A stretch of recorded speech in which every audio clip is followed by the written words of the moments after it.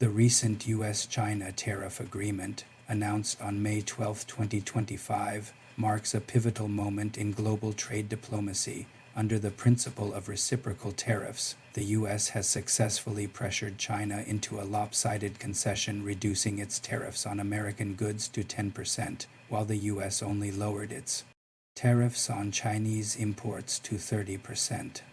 This outcome is not merely a trade victory.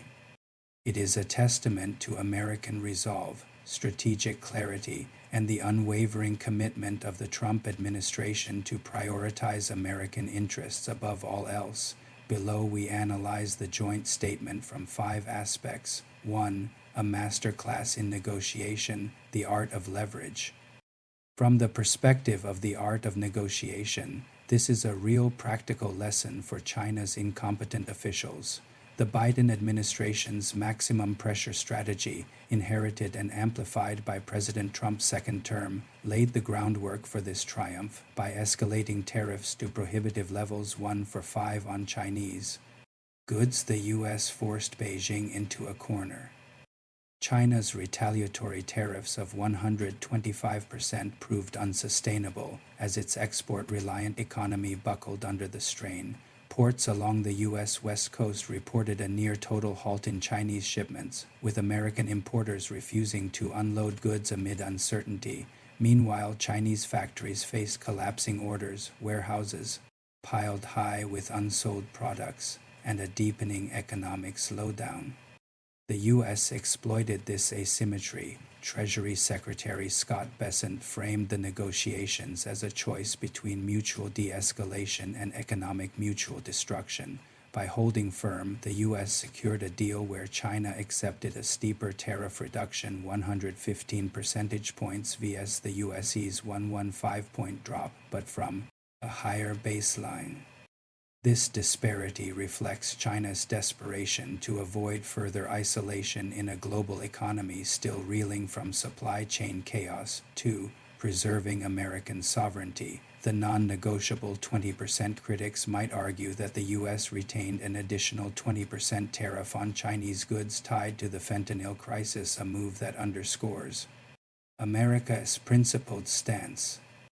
While the broader tariffs were reduced, this punitive measure remains as both a bargaining chip and a moral imperative. China's failure to curb the flow of synthetic opioids, which claim tens of thousands of American lives annually, necessitated this carve-out. As Secretary Bessent noted, Beijing now understands the severity of the crisis, a subtle acknowledgement of U.S. leverage.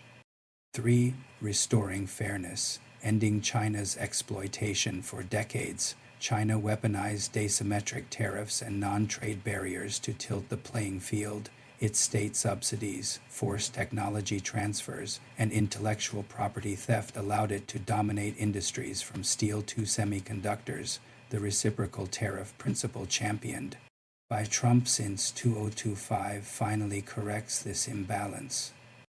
By mirroring China's protectionism, the U.S. has reclaimed fairness. As the Wall Street Journal noted, this policy dilutes the WTO's outdated most favored nation concept, which China exploited to shield its mercantilism. For reviving American industry, a blueprint for reshoring. The tariff pause offers breathing room, but the long-term goal remains clear: reshoring critical industries.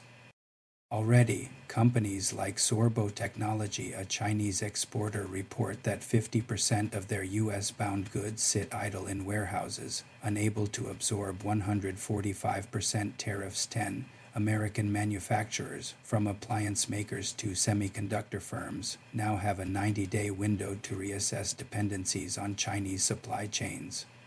The U.S. retains higher tariffs on strategic sectors, for example, steel, aluminum, autos, ensuring that industries vital to national security remain shielded. 5. Global leadership reasserted. This deal sends a clear message: America will no longer bankroll China's rise.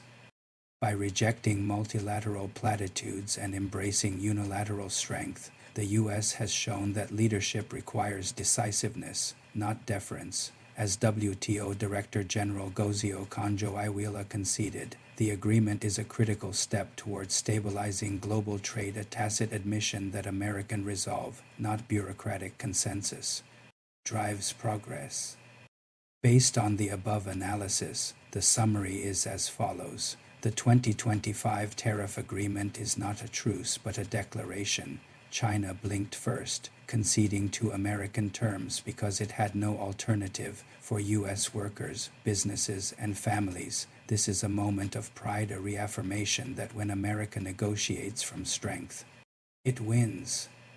The road ahead will demand vigilance, but today we celebrate a victory forged by strategic clarity, unyielding resolve, and an unapologetic defense of American interests. As an American citizen, what do you think of the performance of Chinese negotiating officials? If American negotiators behave like Chinese officials, would you accept it? Please leave your opinion in the comment section.